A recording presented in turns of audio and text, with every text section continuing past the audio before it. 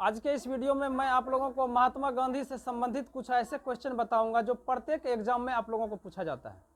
ठीक है ना, चलिए आप लोग तैयार हो जाइए। सबसे पहले मैं आप लोगों को बताता हूं जन्म। देखिए, महात्मा गांधी का जन्म 2 अक्टूबर 1869 ईस्वी को, महात्मा गांधी का जन्म जो है 2 अक्टूबर 1869 ईस्वी को गुजरात के पोरबंदर नामक गांव में हुआ था। आप लोग जानते होंगे। चलिए निकालिए कॉपी कलम। 2 अक्टूबर 1869 ईस्वी को गुजरात के पोरबंदर नामक गांव में हुआ था। महात्मा गांधी का पूरा नाम क्या था? महात्मा गांधी का पूरा नाम मोहनदास करमचंद गांधी था। महात्मा गांधी का पूरा नाम मोहनदास करमचंद गांधी था। नहीं, चलिए आगे देखिए। महात्मा गांधी के पिता का क्या नाम था? महात्मा गांधी के पिता का नाम करमचंद गांधी। महात्मा गांधी के पिता का क्या नाम था? करमचंद गांधी। और माता का क्या नाम था? पुतली बाई। ठीक है ना। महात्मा गांधी की शादी 1882 ईस्वी में हुई थी। महात्मा गांधी की शादी जो है, महात्मा गांधी की शादी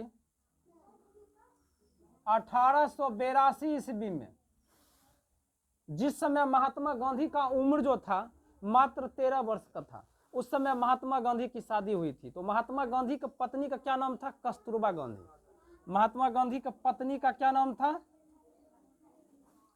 कस्तूरबा गांधी। तो महात्मा गांधी का जन्म 2 अक्टूबर 1869 ईस्वी को गुजरात के पोरबंदर नामक गांव में हुआ था। उनका पूरा नाम मोहनदास करमचंद गांधी था। उनके पिता का नाम करमचंद गांधी और माता का नाम पुतलीबाई। और महात्मा गांधी की शादी जो है सन 1882 ईस्वी में किसके साथ में हुई थी? कस्तूरबा गांधी के साथ में। ठीक है ना। चलिए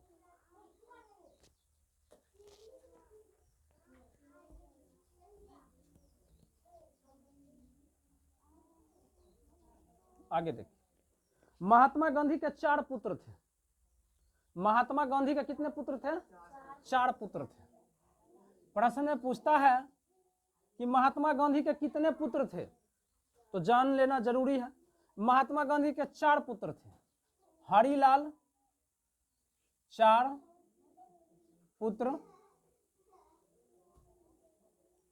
हरिलाल, मणिलाल,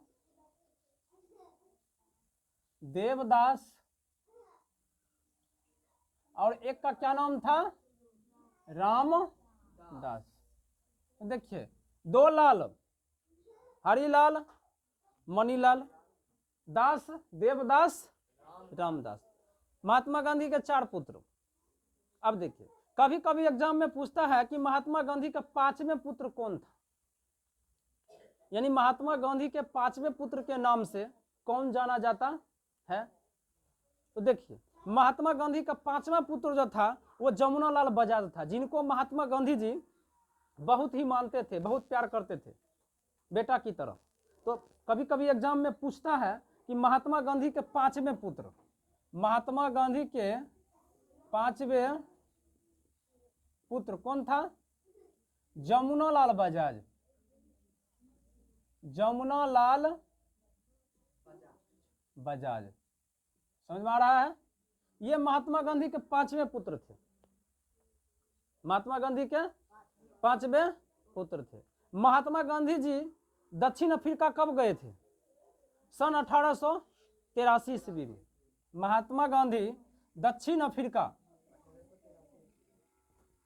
दक्षिण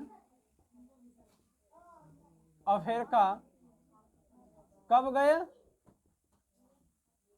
1883 ईस्वी में। शादी 1882 में हुई और 1883 ईस्वी में महात्मा गांधी कहाँ गए? दक्षिण अफ्रीका, यानी कि लंदन भी आप कह सकते हैं। लंदन क्यों गए थे? पढ़ने के लिए गए थे, वकालत की पढ़ाई करने के लिए गए थे। उनके पिताजी जो थे उस समय में राजकोट के दीवान थे। अब सोच लो, ठीक है ना। तो महात्मा गांधी जी लंदन गए थे, यानी दक्षिण अफ्रीका कब गए थे? 1883 में। 82 में शादी हुई और 83 में कहाँ गए थे? दक्षिण अफ्रीका, लंदन। लंदन जब गए तो देखिए यहाँ पे एक प्रश्न उठता है। तो लंदन में इन्होंने एक आंदोलन किए थे, जो इनका पहला आंदोलन है। तो पहला आंदोलन पूछा जाता है एग्जाम में, इनका पहला आंदोलन यानी दक्षिण अफ्रीका में, दक्षिण अफ्रीका में जो आंदोलन किए थे, इनका क्या नाम था? दक्षिण अफ्रीका में जो आंदोलन किए वह कौन सा था? वह कौन है? Phoenix form. उत्तर क्या हो जाएगा? Phoenix form. दक्षिण अफ्रीका में इनका पहला आंदोलन था। कौन आंदोलन? Phoenix form.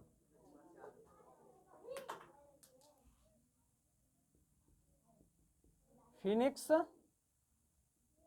फॉर्म इनका पहला आंदोलन था। कभी कभी एग्जाम में पूछता है कि महात्मा गांधी का पहला आंदोलन कौन था दक्षिण अफ्रीका में। तो दक्षिण अफ्रीका में ही सबसे पहले ये जो है आंदोलन किए थे, और उनका क्या नाम था? Phoenix form. ठीक है। अब देखिए, जब ये फिनिक्स फॉर्म आंदोलन किए थे, तब लंदन में ही इनकी भेंट गोपाल कृष्ण गोखले से होती है। तो सबसे पहले मैं क्वेश्चन लिखा देता हूं कि गोपाल कृष्ण यानी कि महात्मा गांधी के गुरु कौन थे? महात्मा गांधी के गुरु कौन थे? गोपाल कृष्ण गोखले। महात्मा गांधी के गुरु कौन थे? गोपाल कृष्ण गोखले। गोपाल कृष्ण गोखले। अब समझिए, यहां पे कह रहा है कि 1882 में जब महात्मा गांधी की शादी हुई तो सन 1883 ईस्वी में महात्मा गांधी कहां गए थे? लंदन गए। लंदन जब गए थे तो लंदन में ही इन्होंने फिनिक्स फॉर्म की स्थापना की थी। और जब फिनिक्स फॉर्म की स्थापना की थी तो उसी समय इनकी भेंट जो है किससे हुई थी? गोपाल कृष्ण गोखले से हुई थी। तो गोपाल कृष्ण गोखले, हमने पहले प्रश्न लिखा दिया कि महात्मा गांधी के गुरु कौन थे? गोपाल कृष्ण गोखले एग्जाम में पूछा जाता है। तो देखिए, इनको गुरु ये कब माने थे? सुन लीजिए, महात्मा गांधी जी गोपाल कृष्ण गोखले को गुरु कब माने थे? गोपाल कृष्ण से जब भेंट हुई थी तो महात्मा गांधी को गोपाल कृष्ण बोले कि देखिए, जब तक आप बड़े बड़े क्रांतिकारियों के बारे में सही रूप से जान नहीं लेते हैं, पढ़ नहीं लेते हैं उसके बारे में, तब तक जो है आप सफल नहीं हो पाइएगा। तो महात्मा गांधी जी गोपाल कृष्ण के बात को मानकर और उन्होंने क्या काम किया? दो लोगों की किताबें पढ़ी, एक रक्सीन और एक टोल्स्टॉय। एक रक्सीन और एक टोल्स्टॉय। किनके बात मान के? गोपाल कृष्ण गोखले की बात मानकर। और उसी समय महात्मा गांधी जी जो है गोपाल कृष्ण को अपना क्या मान लेते हैं? गुरु मान लेते हैं। तो कभी कभी एग्जाम में पूछता है कि गोपाल कृष्ण गोखले के गुरु, सॉरी, महात्मा गांधी के गुरु कौन थे? तो गोपाल कृष्ण गोखले। समझ गए आप लोग? चलिए, तो यहाँ पे क्या काम किए, यानी कि उनको अपना गुरु जब मानते हैं तो उन्होंने दो लोगों की किताब जो है पढ़े। एक पहला हो गया रक्सीन। पहला किताब कौन पढ़े? किन लोगों को पढ़े थे? रक्सीन की। और दूसरा पढ़े थे टोल्स्टॉय। अब देखिए, यहां पे प्रश्न पूछा जाता है कि भूख हड़ताल, यानी अब पहले इस चीज को समझो कि रक्सीन क्या था।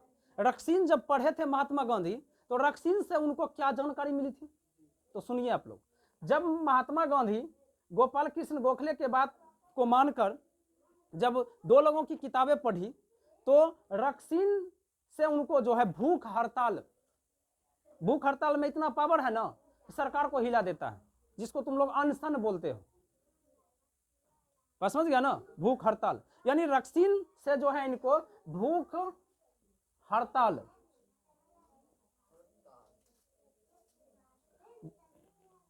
की जानकारी मिली, और टोल्स्टॉय से इनको जो है आंदोलन की प्रेरणा मिली। क्या मिला? प्रेरणा।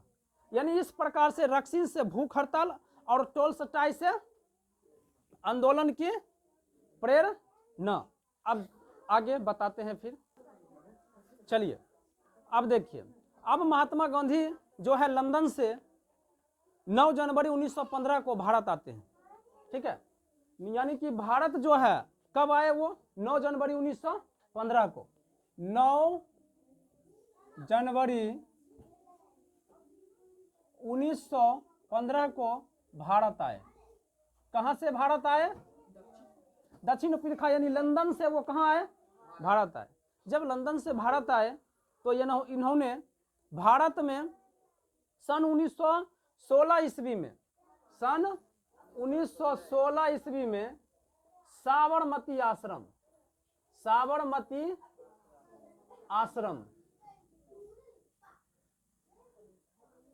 बनवाए।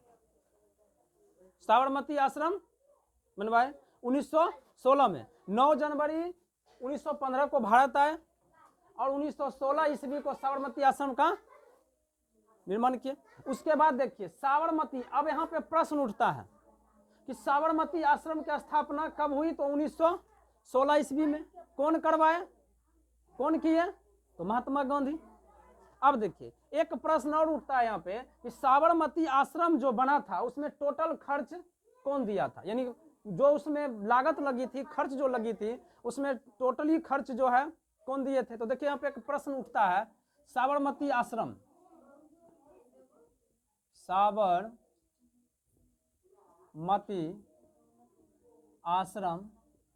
में लगा खर्च,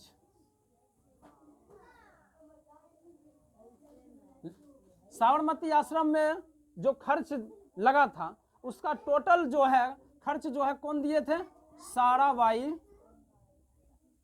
अम्बालाल। एग्जाम में पूछता है, आपसे पूछ देगा कि साबरमती में जो खर्च हुआ था तो उसमें खर्च जो है कौन दिया था? साराभाई अम्बालाल दिया था। ठीक है ना, समझ गए आप लोग? चलिए, तो साबरमती 1900 की कब हुई थी? 1916 ईस्वी में। 1916 ईस्वी में। उसके बाद क्या करते हैं, फिर महात्मा गांधी उसी साल 1916 में लखनऊ अधिवेशन में भाग लिए। अब लखनऊ अधिवेशन में कब भाग लिए? प्रश्न उठ जाता है कि लखनऊ अधिवेशन, लखनऊ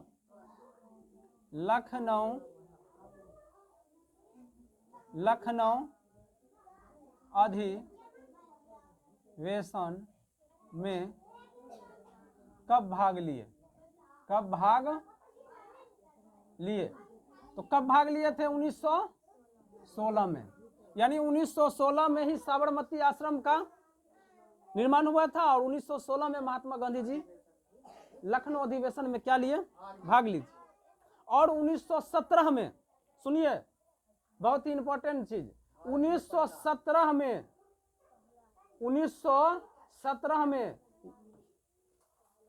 चंपारण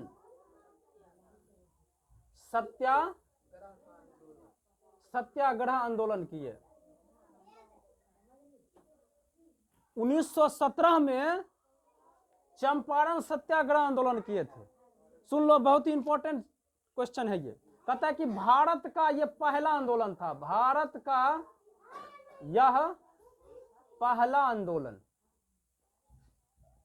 कौन? चंपारण सत्याग्रह। कभी कभी एग्जाम में पूछ देता है ये क्वेश्चन कि भारत का पहला आंदोलन कौन था? तो 1917 में महात्मा गांधी जी चंपारण सत्याग्रह आंदोलन किए थे। अब इस चीज को समझना है कि चंपारण सत्याग्रह आंदोलन जो है क्या है, समझिए। यहां समझ लीजिए इसको, क्योंकि यहीं पे क्लास को बंद कर देंगे। चंपारण सत्याग्रह आंदोलन क्या है? आप लोग बचपन से पढ़ते होंगे, नील की खेती पढ़ते आ रहे हैं। देखिए चंपारण सत्याग्रह जो था, इसको 3 कठिया पद्धति भी कहा जाता है, इसको 3 कठिया पद्धति भी कहा जाता है। तो 3 कठिया का मतलब क्या हुआ समझ लीजिए, 3/20, यानी कि 20 कट्ठा में 3 कट्ठा, 20 कट्ठा में 3 कट्ठा, बात समझ आया ना। इसको 3 कट्ठे यानी चंपारण सत्याग्रह